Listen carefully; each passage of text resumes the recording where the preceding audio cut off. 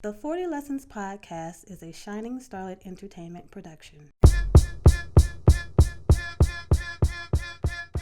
Time for another week of life, love, and everything in between on the 40 Lesson Podcast. What's going on, ladies and gentlemen? Welcome to another week of the 40 Lesson Podcast, where we talk about life, love, and everything in between. It's your boy 40 Lessons. It's your girl Tori, Strick. Leak is, let me tell y'all what Leak is on the floor doing right now. I don't think you need to do that. Leak has an activity going on that would have y'all on the floor rolling. If y'all, listen. One of these days I'm going to take the camera and pan the room. No, you're not. So that y'all can see the things that happen behind the scenes on the 40 Lesson Podcast. What's going on, Tori? You back in the saddle this week? I am. Tori take more vacations than anybody I know. This is not true. I have not vacated anything. Oh, you back for a couple of weeks this time? I mean, I'm here for as long as you'll have me. Boy, the shade in some of these comments, I tell you. No shade. I tell you, no shade at all. Oh, man. So what are we talking about today? We are talking about trauma and the unintended and maybe intended consequences it has on future relationships. You know, we was chatting a little bit before the cameras came on, and one of the things I was saying I would like us to kind of hit people with was really understanding how they probably should look more in the past of someone that they're looking at being with than they probably think they should. A lot of us try to run away from the baggage, or what we call baggage. When the fact of the matter is, all of us have a history. That history comes in different shape and form, depending on the people. And if we would really take a step back from ourselves and stop being so judgmental, just because your story don't read like my story don't mean that it's not still a story that is worth hearing and could be just as critical as what you're presuming my baggage to be. And a lot of times people don't understand that folks have endured some things. Absolutely. And that endurement of things shapes and molds a person, sometimes positively, but in trauma, it's probably going to be a negative effect. And people have to learn how to trust again. They have to learn how to accept things again that you would think would be second nature, and it's not. Simple things like kind gestures would put a person on defense that haven't had that in a while. They'd be like, what's up? Why you doing that? Why you doing that? What you want from me? What you want from me? And you're looking at them like, I just want to love you. And why you doing that? Well, that's what I thought I was here to do. Right. That's what love looks like from my perspective. And they never seen it from that perspective because love has some ugly words to it. May have some hands associated with it. It wasn't. But I'm just saying how whatever that trauma was delivering, what they was called love, it probably had an ugly face on it. What do you think? Well, how do you think we should approach relationships? Because I think we should go into a relationship with the assumption that there have been some level of trauma, whether minor or extensive. But how would you go about trying to find out just how whole this man is that you're interested in? This person that I'm interested in. Sorry, Tori. Forgot. Tori, you never know. Tori is open. You never know. I ask. So, Lord, man, like I ask about STI results. What y'all got going on that show? The pastor can ask me. Oh, please. I would eat popcorn for the answer. No. You should invite me to service one day. Oh, my God. And let's stay on top of I'm just saying. You're right. I was raised in the church. What would you ask your person?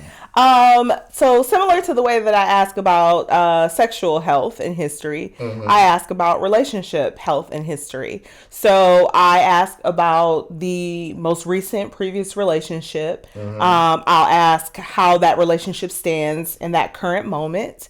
I'll ask, what do you feel like were the good parts of the relationship and where are the areas of opportunity in the relationship?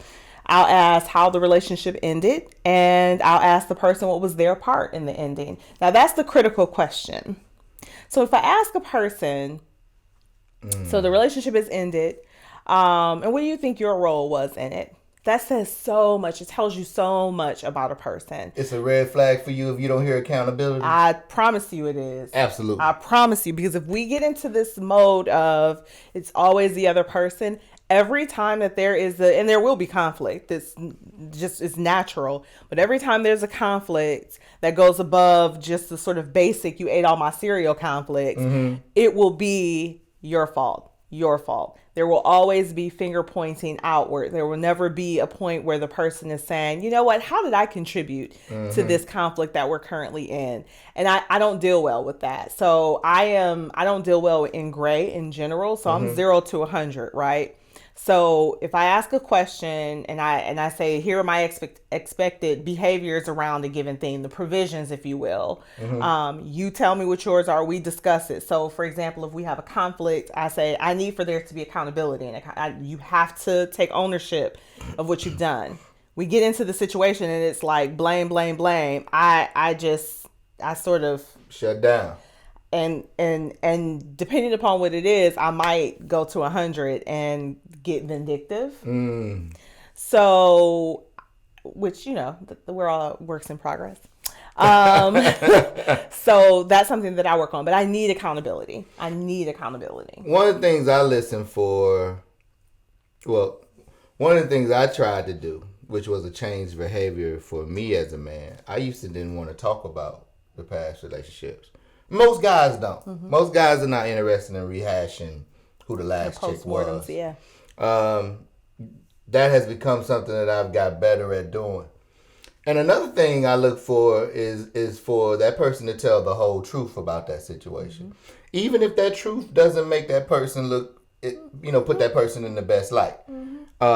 If you cheated, if it was, you got tired, you found somebody else, whatever the case may be, I want to know the whole truth. We can work through the analyzation of why you did what you did. I can ask those questions to try to figure out where things went off the rail. What I can't handle is that you lying about a situation you no longer even in that really has, nothing to do per se with me other than my information. So that one, I think what people don't understand why they should come clean with trauma and the accountability part and where the relationship went wrong previous to the one that you're currently thinking about being in is because you and that person should be learning from your past mistakes. Absolutely. And if it's trauma that was endured, you and that person need to understand where that trauma exists for each other. Because what I want to know is what's your triggers. And the only way I know your trigger is if I understand your trauma. And I can't remove things that I may or may not be doing in my life if I don't really know what sets you off. I could be doing what is a normal, innocent activity for me, and you seem to find that repulsive.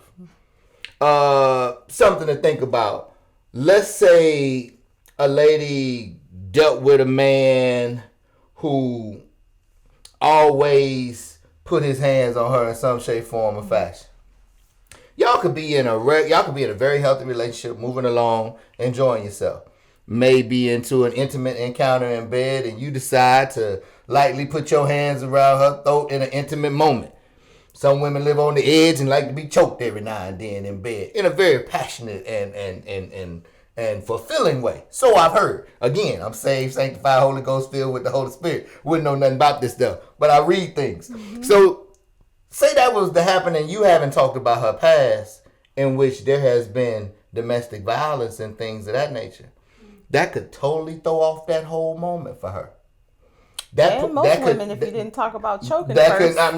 Listen, but even more so for a woman that was her life, that what she had to endure. She had to endure a man putting her hands on her, and she had to break free from that situation. She may not be inclined to do anything that remotely look like violence. Oh yeah. Don't even slap my ass, player. You know what I'm saying? We ain't doing none of that. And it may seem off-putting and weird, for lack of a better word, to you. But if y'all had that conversation, absolutely, you would have already been in that mindset of what your do's and don't were with this person. Your hard limits. And if you really care and love this person, you're gonna make sure that you're healing those areas. Now that don't mean that you can't grow to them things at a later time. it just means that for now, these things are off the table. And but that's on that person. That person could come back later and say, hey, you know what? Because of the way you've loved me, I feel like I'm open to this, that, or that now. I just want to be careful about even a hint at the idea that one person's responsible for another person's healing. I think that you support the healing. I think you can be a part of the healing process. Oh, no, I wasn't saying responsible. That's what I mean. You're a part of the process. Okay. It's not all on you at all. Oh, no. Okay. Some of that healing should have already been in progress because that has to be an individual thing. Oh, thank you for correcting me on that. That's not what I was saying. Okay. But I think if you're going to be in a relationship with somebody, you're part of the support system that brings that healing full circle. You're part of the ecosystem. Exactly. That person is going to test some things out with you. When they get to a place where they're ready to move forward and ready to engage again, there's going to be some spaces to where you're going to have to make them believe again. Yeah. That this can happen. Whether that's affection. Validation. Whether that's just general treatment of humanity to some people. Oftentimes it's even a matter of communication. Is this the safe space? Yeah. So, excuse me, sometimes that we are not. Trauma. Oh yeah. if we were in a relationship with someone who, constantly berated us, someone who always demeaned us and called us stupid or whatever the case may be, or even someone who, whenever you would voice a conflicting opinion or a dissenting opinion about something, would sort of, yell or kind of beat at you until you agreed with them. When you get into a space again with a new partner and you need to be able to because that's conflict, right? Absolutely. There has to be safety in conflict. There have to be rules around what rules of engagement, right? So I need to be able to express that opinion that is different from yours. And my goodness, that's a critical moment for you to treat it in a respectful fashion. It doesn't mean you have to agree, but it's tricky, right? Because you've got to be able to disagree with me without being so attached to your belief that it comes across, right, in a potentially harmful way. Right. Not that your intent is to be harmful, but because of what I've experienced, I'm receiving that strongly worded statement, or your voice might get deeper. I'm receiving it or as your if, voice you might start going up. Exactly. That could be a trigger for somebody. Exactly. You start raising your voice someone could perceive you as aggressive based on your mannerisms and things of that nature. Happens to me all the time. And you're sitting there like, hey man, I'm just talking. And they like, well, I wasn't sure. It looked like something else was happening there. Yes. And all those things are adjustments and getting to know that person on top of everything else you need to get to know to figure out if you even want to be in a relationship with this person. And I guess what we're trying to get people to understand is the trauma piece, if not addressed up front, if you don't collect that data and information before deciding that you want to make a commitment to this person, you'll find yourself in a commitment, you'll find yourself in a marriage, and this will come back up and derail the whole thing. It will continue to come up. And this is what commentary like, man, he was crazy, or man, she crazy. No, folks ain't crazy. Folks just got things they dealing with, and y'all didn't take the time out to communicate about these things. And what somebody else is viewing as crazy was really just a cry for help and understanding. And the fact that you keep disregarding me and not understanding me, I feel like I'm in the same situation that I was in, and I'm repeating the whole process over again. 40 Lessons, a coach for life. For life coaching services, contact Dumisani Solwazi at thereal40lessons@gmail.com. That's thereal40lessons@gmail.com. There has to be something said for self-help, right? Absolutely. There has to be some. So I see a therapist once every 4 weeks. I am not recently exiting out of a relationship. I see a therapist because I believe it's part of my health and well-being. That's a part of that. As I would go see a dentist, as I would go see a general practitioner. So I'm actually starting to, this might sound a little snobbish. I'm starting to think through, like, I would not date someone who does not floss regularly. I'm wondering about people who are not taking care of their mental and emotional health. What? Hold on, Tori. Like, you need to take care of yourself. How did dental floss get on the list of a man? You can't teach that brother how to dental floss. If you are 40 plus years We old, gonna disregard the brother over. If you are 40 plus years old and you don't floss, wouldn't you do that if somebody didn't brush their teeth regularly? Would you not? If you dated somebody who did not brush their teeth regularly, are you trying to tell me you would still date them? I was thinking once I found out, because I mean, exactly. Once you found out, I would encourage them to brush their teeth. But you wouldn't be like, "Come here, baby," mwah, mwah, mwah, would you? My Lord. Exactly. Dental floss and teeth brushing are two different things. You are right. Flossing is more important. Oh my goodness. Technically speaking, flossing is more important. It's getting slim out here, man. Listen. Having a 401k, a job, and all that. Y'all make you better money. go get you some dental floss. y'all make relationships about money. Every show, I make something relationships. comes up. No, relationships for me are about safety. Y'all make it about money. For me, it's about safety. Can I be who I am with you? And it's funny because I was thinking about this as I was driving today. And I was saying to myself, the man who gets me there's certain things that he's going to understand about me. And floss is going to be one of them. Like, he's going to be like, oh, okay, I floss, so it's not a big deal. But anyway, going to therapy, I don't care if it's once every other month. I need people. If you are over the age of 35 and you have never been to therapy, I don't know that I can date you. Because you seriously have experienced things. You've been in relationships. You've probably been subject to certain family kinds of environments or family situations, I'll say. You've grown up and you've never talked to a neutral party about your emotional and your psychological well-being. I don't know that I can engage with you. Maybe you should engage with that person and get them open to the ideal of therapy. No. No, I'm not. We're not about expanding people when we meet them. Listen, I gotta tell you, I have done that. This is amazing. No, I've done my part. You've done with the community service, I do this work. I do this work in the community where I am giving people access to resources. I'm connecting people. I'm trying to get people to achieve self-sufficiency through this thing and this thing and this thing. And in previous relationships, I have sort of broadened, broadened horizons, so to speak. I just am at a point now where I would like, he'd already have it when he show up. I would like for him to have that. I'm not saying everything. He got to be dental flossing. He got to have a therapist on retainer. What else do the brother got to have to show you that he's ready?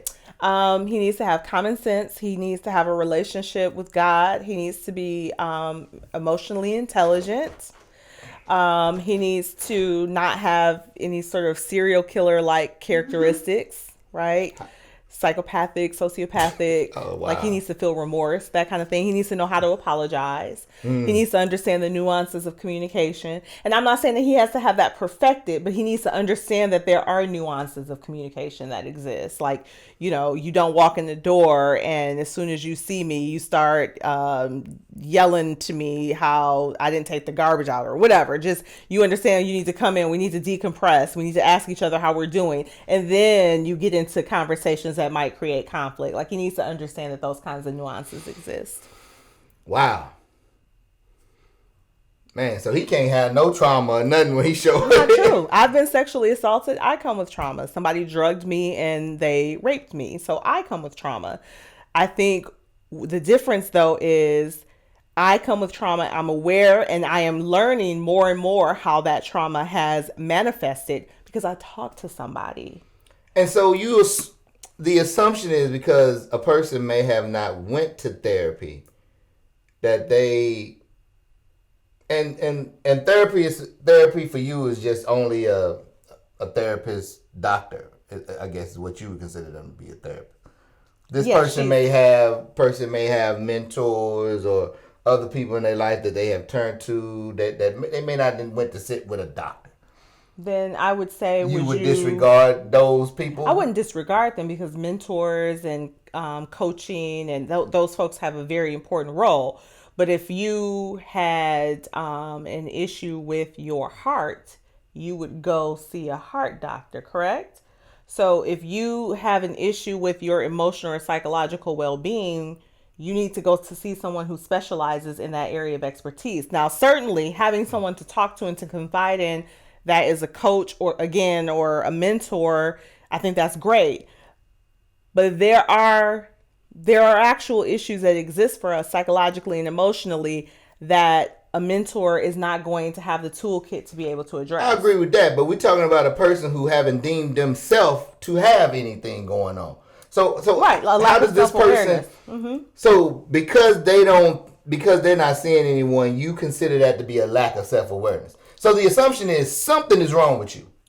Didn't we just say that we should come to the table assuming that all of us have experienced some form of trauma? I agree with that, but with the trauma, you would automatically assume that they would need therapy for it. I mean, maybe they just was like, hey, this is what I had to endure. This is what I've been with. I understand where I went wrong. I know this was my portion in it. This is what they did. I'm good though. I took some time to myself. I'm all right. I got over that situation. It didn't break me. I learned this, and that from it. Isn't that what you're gonna gather? And if a person can regurgitate all that, they've obviously went through a process with themselves. Got to a place where they analyze the situation. These things happen in therapy, right? You make you self-reflect and analyzation, but it goes, and things of that nature. It goes, but you don't think they'll dig as deeper. You don't think they'll go as deep as a therapist would push. Because again, I know my body, right? So I know when something is off. Like I've had a headache now for the last 2 days, and I'm like, okay, well, I did the drinking the water. I replaced the electrolytes. I made sure I got some sleep. I didn't pin curl my hair too tight at night. I didn't tie my scarf too tight. So I went through all of the requisite things to sort of assess what the potential issue is. The fact of the matter is, I still have this headache. So guess where I'm going now? What that? I'm going to the doctor because now I've had a headache and this has never happened before. You don't take medicine? Not if I can help it. So I'm going to the doctor because I'm going to have the doctor check out, not to mention too, some other things, but I'm going to have the doctor, I'm going to talk to the doctor about it because the doctor's area of specialty is in terms of my physical body, the health and well-being. So I can go and dig as deep as I want. I don't have the expertise, though, if we're talking about what if this is a more significant issue. Now, it could just be, Tori, you're thinking too much. I don't know. But the doctor's specialty is to evaluate my physical health and well-being. I wouldn't go to my mentor for that. I think we treat therapy like it's optional. And I know a larger issue is just medicine in general treats therapy like it's a fluke. I happen to find I don't believe that about therapy. Well, otherwise more people will have access through their insurance if it wasn't treated so much like a fluke, right? I think that therapy is as important as going to see your internal medicine doctor or your general practitioner. So if the question on the table is, if someone hasn't gone to therapy, Tori, would you date them? My response to that is going to be, there's a significant chance that at this point now, I would not. Tori Strickland presents Weightless, now available on Amazon. Now, I'm all for therapy. I'm a proponent of therapy. I'm a proponent of coaching and all that. Whatever you need to make sure that you stay here with us, that you are not thinking about harming yourself, that your self-esteem and your confidence and who you are and who God has designed you to be stays at all-time high. I'm all for whatever process gets you there. I got into therapy through exposure of a woman I was dating at the time that went to therapy. I had never been to a therapist before meeting her, and she introduced me to therapy as far as an option. And, I'm looking at this well-to-do woman that was very, successful and dope in her capacity and things of that nature. And one day just happened to call her and she was like, hey, I'll hit you right back after I get out of therapy. I spent the next hour going, well, what's she in therapy for, And, we got around to that conversation and, I just go every, once a month, this, that, and the third. Had never thought about it. Wasn't close to it, just had never thought about it. Exposure. I'm just saying, you out here, not dating dudes that you can expand their mind. That's all. I'm just not not in the business of expanding, bro. Not in this arena. People, persons. I'm sorry, No, persons. not just in this arena. I mean, I've done it. I actually just got a text message from an ex yesterday because he is doing some work now. On the proud of the fall is coming. No. Again. No, he was just like, hey, I had an opportunity to lead this meeting and it was, it's really good. And I'm like, that's amazing because it was with a major company and all this stuff. And I'm like, that's amazing. That's really good. And he's like, thank you for believing in me. Of course. So I'll do it. Naturally, I'll do it. I have done it so much, though, that at this point, I'm kind of like, I'm not tired.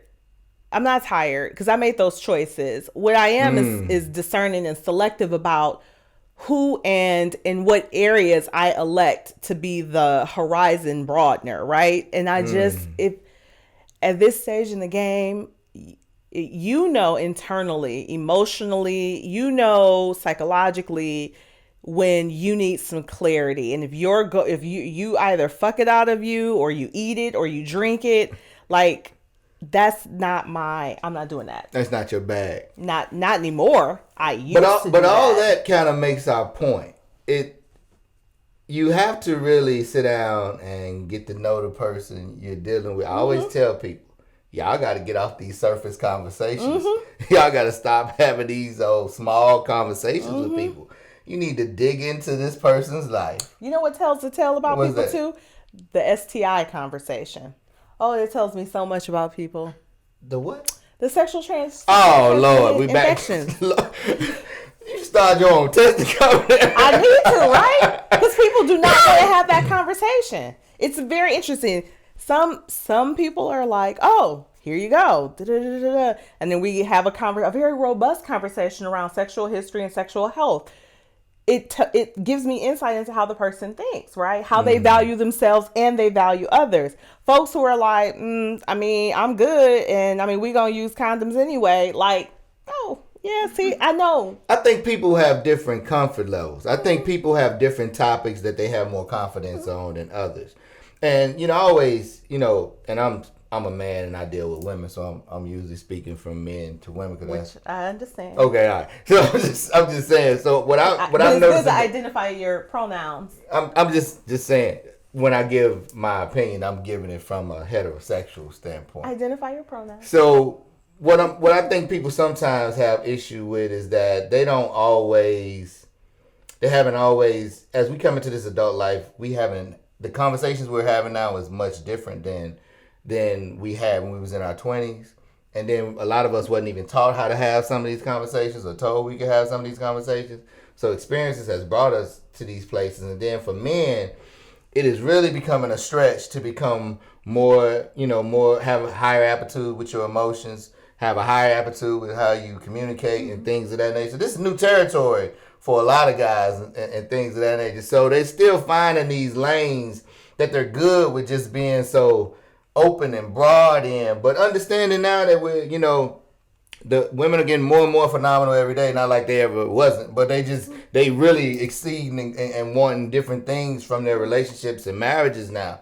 And whether men have realized it or not, they have to be so much more than what's been allowed, because I think they've been far too less for too long. And it's good to see that we're expanding and coming along. And I just think, I always tell people have an open mind with partners.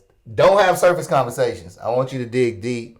But at the same time, understand that you could expand someone. And it's not that they won't do it. They just probably didn't know that they needed to do it. And you'll be amazed at how open somebody would be to a new way of life if you give them the opportunity to step into it. I think that's precious. And I think that is absolutely wonderful for the people who have the fortitude to do it. I am not suggesting that she done. I am simply going to be far more selective about the folks with whom I do that with. Because here's the thing too.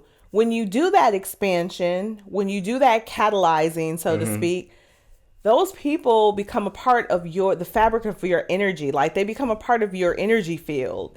So like the ex that texted me yesterday, which I'm happy to hear from because I loved him and I still love him. But that now is a connection and he's a part of the fabric of my energy field forever. So I have to now be more selective about the individuals with whom I allow to be a part of that energy field, because I'll find soon is that it'll be so cluttered that I won't have space and time for me, right, to be, and then space and time ultimately for that person, which will likely be a man, for that person who I am going to ultimately partner with. So I have to be very careful about that. I dig it, man. You know, and as we get ready to wrap and get into the 40 lesson moment, because we got to get out of here today. I swear these shorter shows happen fast now.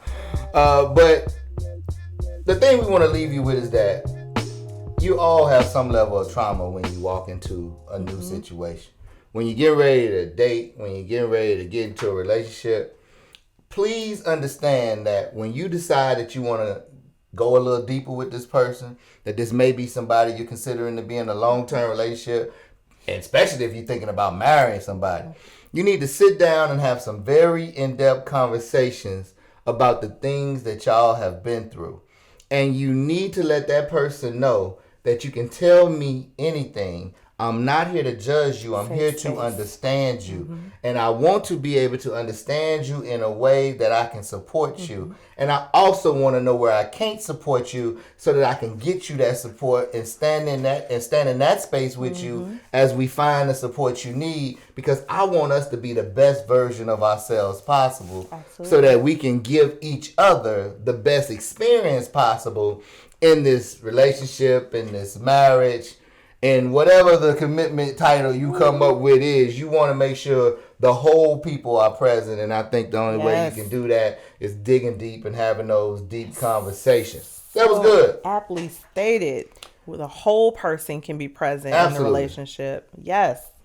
Man, as always, you can find us on YouTube, SoundCloud, and Spotify. Please subscribe and share to the show. We love your engagement. We've been getting some comments lately. Keep giving those comments. If you got suggestions of topics you want to hear, go ahead and lay them on. Ask us questions. All that stuff. You got something to add. We'll talk about it the next time we load up the tape. You can find me at 40 Lessons. At Tori Strick. And we're produced by Shine and Starlet Entertainment. You can find her at Shine and Starlet Entertainment on IG. As I always tell you before I leave you, you say it's yours. Let's go get it. Peace. I'll see you next week.